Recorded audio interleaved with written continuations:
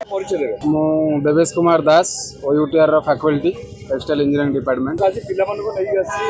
lower KMG आपण आज celebration नहीं आसला काली होची स्वाधीनता दिवस कोन कहबे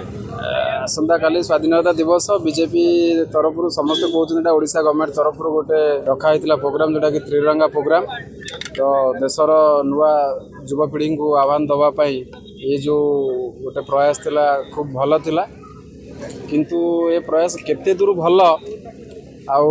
सेटा युवपीढ़ी मान कौन प्रभाव पड़ुची एटा तो पर जना पड़ो क्या युवपीढ़ी मैंने आपको केते सीरियसली नौ कौन कर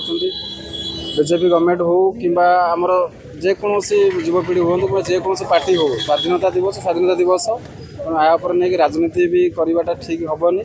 तेणु कि आज जो प्रयास थिला सफल भाव में यहाँ जेहेतु उन्मोचन होती समस्त को धन्यवाद दिज्व आउ विशेषकर जो छात्र मैंने आमर एत परिश्रम कर वर्षा ओदा हो स्वाधीनता दिवस उपलक्षे त्रिरंगार आह्वान जो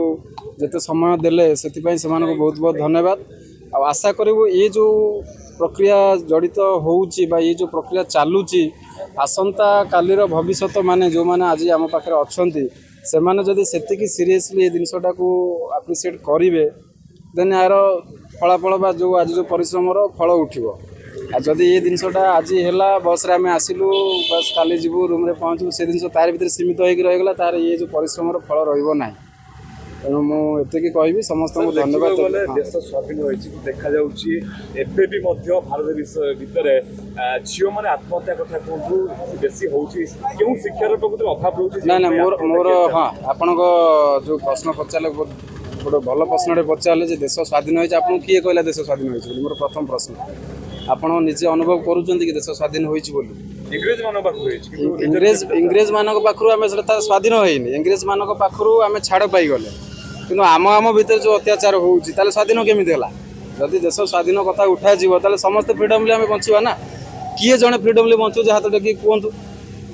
सी नेता हूँ मंत्री हूँ डॉक्टर हूँ चोर हो पुलिस हो को गोटे लोक स्वाधीन भाव में बंची कि समस्त मन में भय अच्छे जब भय अच्छे स्वाधीन कौटू आसला यहाँ गोटे टोटाली प्रहसन এটা दूर हबार चान्स ना जे पर्यंत समस्त मन परिवर्तन न होती से पर्यंत दूर हेनी जो प्रथम कथा कहले आप नारी मैंने आत्महत्या करुँम मन में जदि रहीगला सी नारी आम पुरुष ताले ये प्रोब्लेम सल्व हबार समाधान ना नारी सहित पुरुष केवे तुलना हो पार ना प्रथम कथा आप जो देखो पुराणा शास्त्र जातु एवं दुनिया को आसतु छात्र कथा कहतु राजनीति कथा कहतु कौन क्षेत्र में नारी सहित गोटे पुरुष केवे भी तुलना हो पार ना कहीं नारीर जी धैर्य अच्छी गोटे पुरुषर से धैर्य ना जब तुलना कर 20% भी नुह ताल किंतु आमर जो पुरुष मैंने अच्छा जो निजक बलवान भाविक जो जिनसा करुँच तो से जिनस कह गले तो स्वाधीनता आउ ये जिन भितर कौन पार्थक्य ना मैंने टोटाली किसी सामंजस्य ही ना तेणु मुझे देश स्वाधीन है ना हाँ गोटे जिनस कहीपर आम जे आम इंग्रेज मान पाखु छाड़ पाइचे कि देश स्वाधीन है यदि देश स्वाधीन होता प्रति मुहूर्त निर्यातना खाली नारी कथा नुह पुरुष मैंने भी निर्यातित होती कि आगू आसुनी नारी मान कथा आम पुरुष मैंने आगू आनी राजनीति करते जन ताप सचेतनता बांटी सचेतन होती मत कहले ना गोटे नारी मरला ताकू नहीं राजनीति करदे होहल्ला करदे मीडिया आगू आसवा समस्त लोक जान कथा शेष से जिनसटा जदि आम कह गोटे डॉक्टर भी चाहूँ से केसटा को चापिया गोटे पुलिस भी चाहूँ से केस चापिया राजनेता वाला भी चाहते सांबादिक मैंने भी चाहते जो मान देशर भविष्य निर्भर कले जनसाधारण गणमाध्यम चतुर्थ स्तंभ जहाँ उपर देश संपूर्ण भाव में निर्भर करे से माने बेसी राजनीति कर तेणु जदि से माँ भणी उपर यहाँ आप्लिकेबल हम तो से जिनसा को चापिबे तो ताले से नारा देवेनि तो जे नाई आम माँ भणी केवल पिलाटी चाकरी कर शिक्षा दिया जदि जीवन धारा केमी चली पार गोटे पिलाटे केमी स्ट्रंग रखिपार से शिक्षार किसी एजुकेशन धारा किसी आनिबा दरकार एजुकेशन एबेकार एजुकेशन सहित गोटे छात्र जीवन शैली कौन माने